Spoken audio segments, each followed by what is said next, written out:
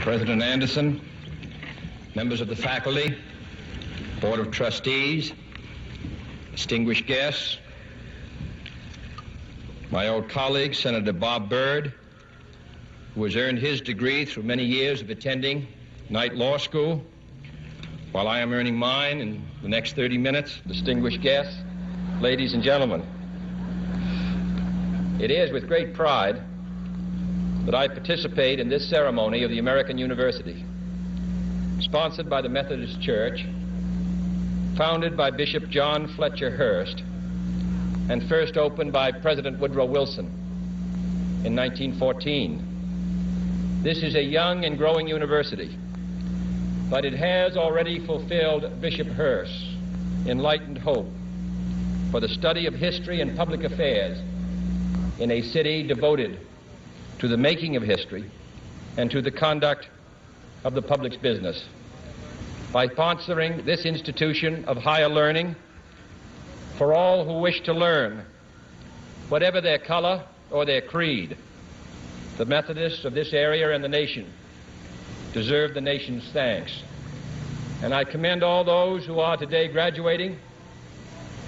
Professor Woodrow Wilson once said that every man sent out from a university should be a man of his nation as well as a man of his time. And I'm confident that the men and women who carry the honor of graduating from this institution will continue to give from their lives, from their talents, a high measure of public service and public support.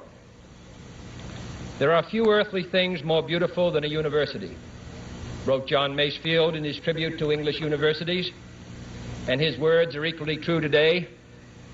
He did not refer to towers or to campuses.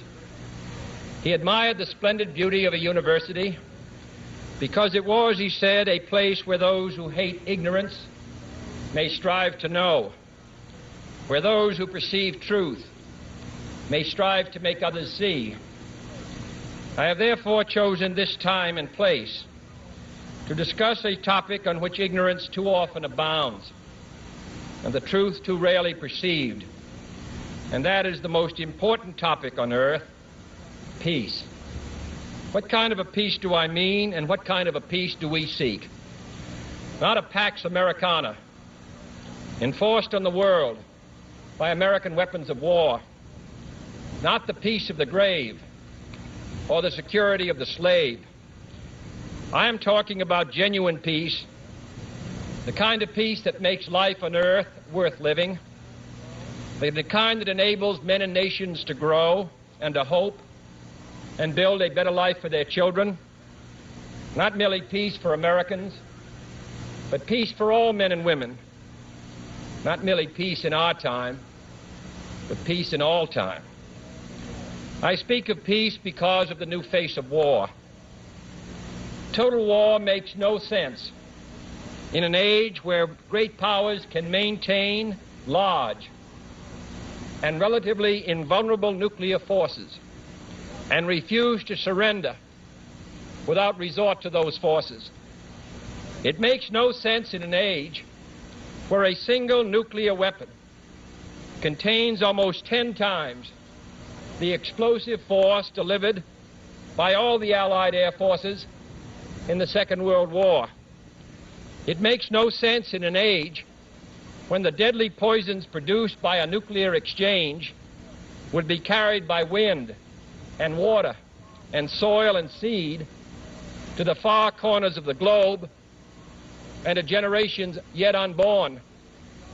Today, the expenditure of billions of dollars every year on weapons acquired for the purpose of making sure we never need them is essential to the keeping of peace. But surely the acquisition of such idle stockpiles, which can only destroy and never create, is not the only, much less the most efficient, means of assuring peace. I speak of peace, therefore, as the necessary, rational end of rational men. I realize the pursuit of peace is not as dramatic as the pursuit of war, and frequently the words of the pursuers fall on deaf ears, but we have no more urgent task. Some say that it is useless to speak of peace or world law or world disarmament, and that it will be useless until the leaders of the Soviet Union adopt a more enlightened attitude. I hope they do. I believe we can help them do it. But I also believe that we must re-examine our own attitudes as individuals and as a nation, for our attitude is as essential as theirs. And every graduate of this school, every thoughtful citizen who despairs of war and wishes to bring peace should begin by looking inward, by examining his own attitude towards the possibilities of peace, towards the Soviet Union, towards the course of the Cold War, and towards freedom and peace here at home. First, examine our attitude towards peace itself. Too many of us think it is impossible. Too many think it is unreal. But that is a dangerous, defeatist belief. It leads to the conclusion that war is inevitable, that mankind is doomed, that we are gripped by forces we cannot control. We need not accept that view. Our problems are man-made. Therefore, they can be solved by man, and man can be as big as he wants. No problem of human destiny is beyond human beings. Man's reason and spirit have often solved the seemingly unsolvable, and we believe they can do it again.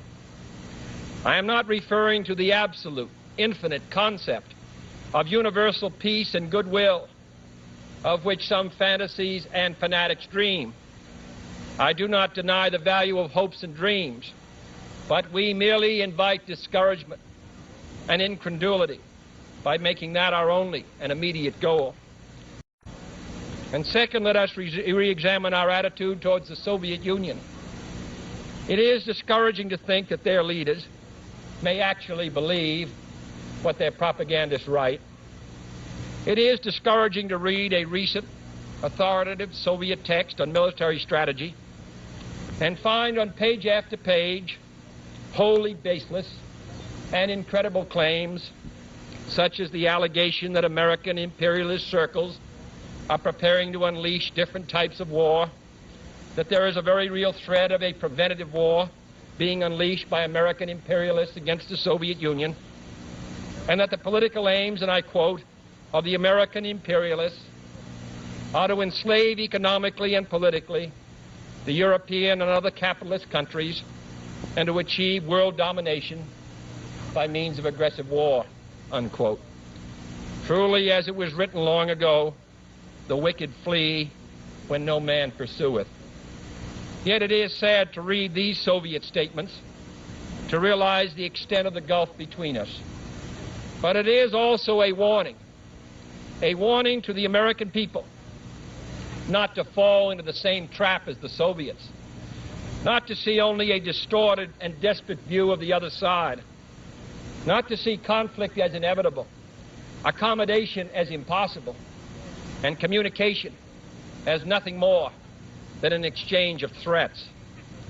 No government or social system is so evil that its people must be considered as lacking in virtue.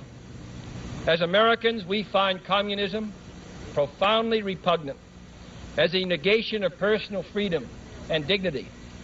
But we can still hail the Russian people for their many achievements in science and space, in economic and industrial growth, in culture, in acts of courage. Among the many traits the peoples of our two countries have in common, none is stronger than our mutual abhorrence of war. Almost unique among the major world powers, we have never been at war with each other, and no nation in the history of battle ever suffered more than the Soviet Union in the Second World War. At least 20 million lost their lives. Countless millions of homes and families were burned or sacked. A third of the nation's territory, including 2/3 of its industrial base, was turned into a wasteland. a loss equivalent to the destruction of this country east of Chicago. Today, should total war ever break out again, no matter how, our two countries will be the primary target. It is an ironic but accurate fact that the two strongest powers are the two in the most danger of devastation. All we have built, all we have worked for, would be destroyed in the first 24 hours. And even in the Cold War, which brings burdens and dangers to so many countries, including this nation's closest allies, our two countries bear the heaviest burdens. For we are both devoting massive sums of money to weapons that could be better devoted to combat ignorance, poverty, and disease. We are both caught up in a vicious and dangerous cycle, with suspicion on one side breeding suspicion on the other, and new weapons begetting counter-weapons.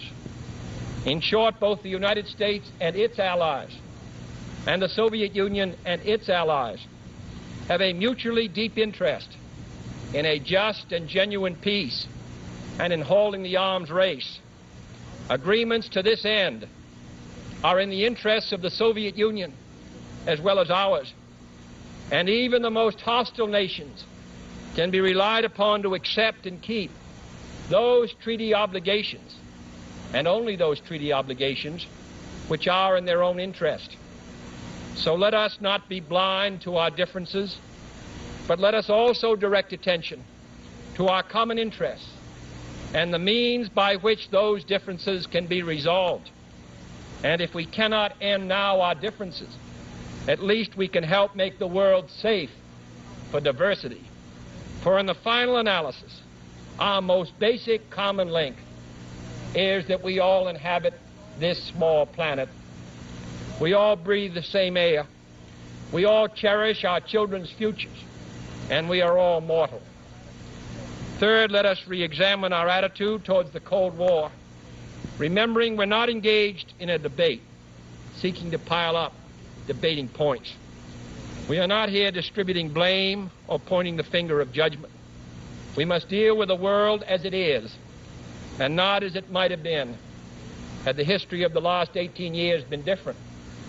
We must therefore persevere in the search for peace, in the hope that constructive changes within the communist bloc might bring within reach solutions which now seem beyond us. We must conduct our affairs in such a way that it becomes in the communist interests to agree on a genuine peace, and above all, while defending our own vital interests. Nuclear powers must avert those confrontations which bring an adversary to a choice of either a humiliating retreat or a nuclear war.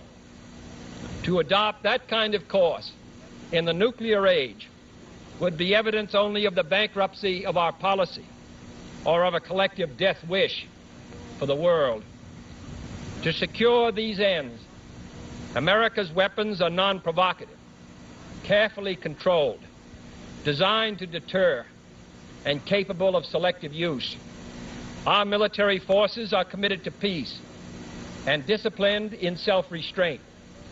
Our diplomats are instructed to avoid unnecessary irritants and purely rhetorical hostility, for we can seek a relaxation of tensions without relaxing our guard.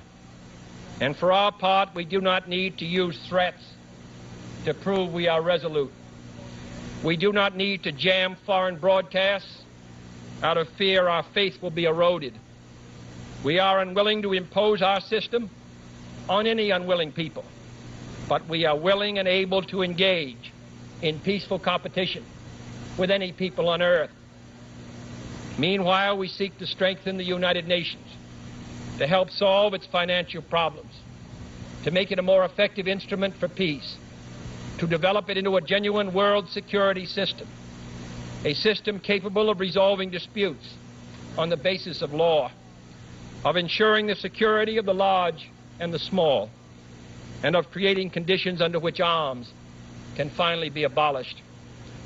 At the same time, we seek to keep peace inside the non-communist world, where many nations, all of them our friends, are divided over issues which weaken Western unity, which invite communist intervention, or which threaten to erupt into war. The communists' drive to impose their political and economic system on others is the primary cause of world tension today. For there can be no doubt that if all nations could refrain from interfering in the self-determination of others, the peace would be much more assured. This will require a new effort to achieve world law, a new context for world discussions. It will require increased understanding between the Soviets and ourselves. An increased understanding will require increased contact and communication. One step in this direction is the proposed arrangement for a direct line between Moscow and Washington to avoid on each side the dangerous delays, misunderstandings, and misreadings of others' actions which might occur at a time of crisis. We have also been talking in Geneva about our first step measures of arms controls, designed to limit the intensity of the arms race and reduce the risk of accidental war.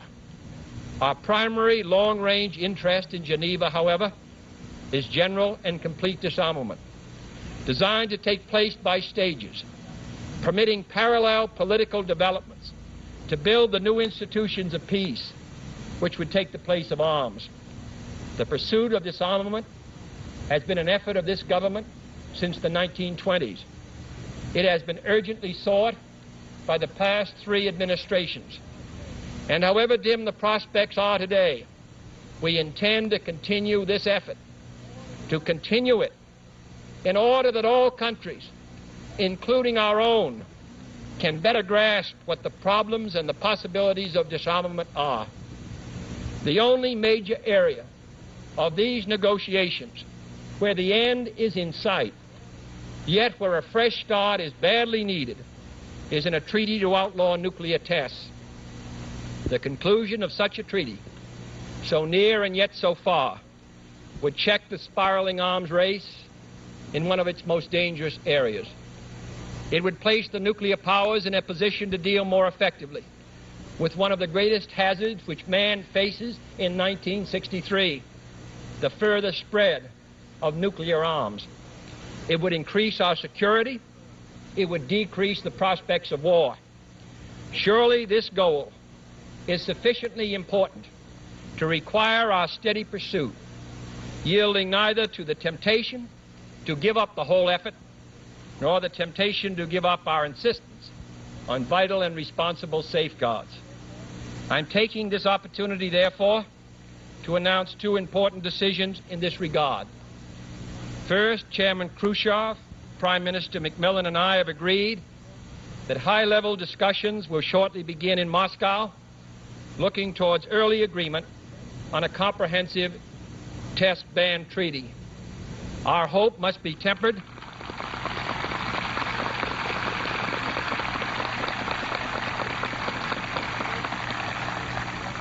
Our hopes must be tempered with the caution of history, but with our hopes go the hopes of all mankind. Second, to make clear our good faith and solemn convictions on this matter, I now declare that the United States does not propose to conduct nuclear tests in the atmosphere so long as other states do not do so. We will not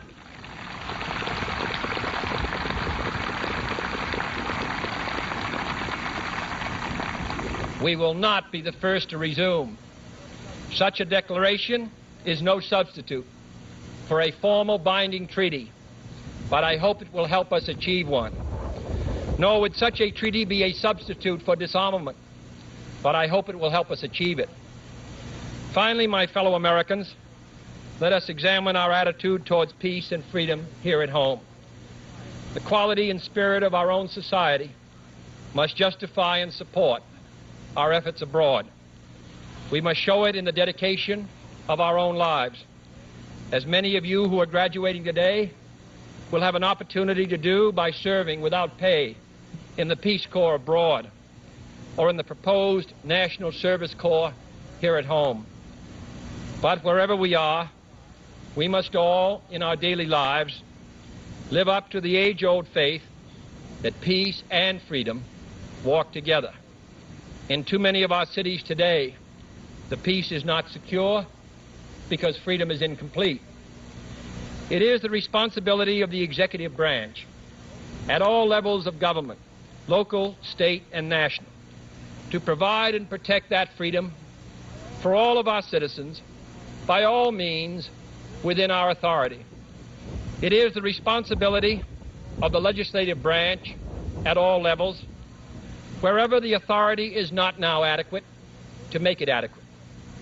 And it is the responsibility of all citizens in all sections of this country to respect the rights of others and respect the law of the land. All this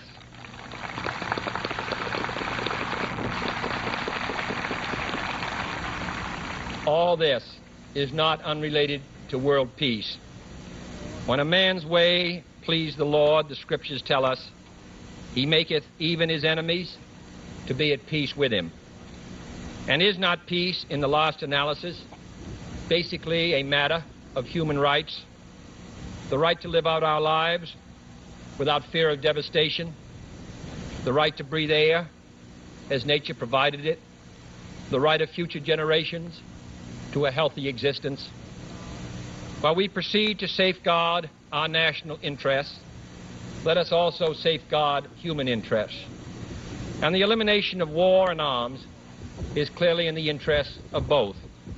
No treaty, however much it may be to the advantage of all, however tightly it may be worded, can provide absolute security against the risks of deception and evasion. But it can, if it is sufficiently effective in its enforcement, and it is sufficiently in the interest of its signers, offer far more security and far fewer risks than an unabated, uncontrolled, unpredictable arms race. The United States, as the world knows, will never start a war. We do not want a war. We do not now expect a war. This generation of Americans has already had enough, more than enough, of war and hate and oppression.